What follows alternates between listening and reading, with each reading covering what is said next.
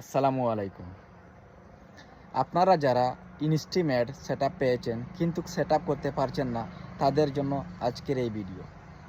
ইনস্টিমেট setup হচ্ছে না কারণ বর্তমানে ফেসবুক নতুন একটি আপডেট নিয়ে এসেছে। আপডেটের কারণে ফেসবুকে যে ইনস্টিমেটের অ্যাপ্লিকেশনগুলো সেগুলো স্থগিত করে দিয়েছে এবং সেগুলো বিরতি রেখেছে, কারণ তারা নতুন যে আপডেট সেগুলো নিয়ে কাজ করতে। তাই আপনারা এখন ইনস্টিমেট সেট আপ করতে পারবেন না, যার জন্য টেনশন করবেন না এবং কোনো বিভ্রান্তিতে পড়বেন না।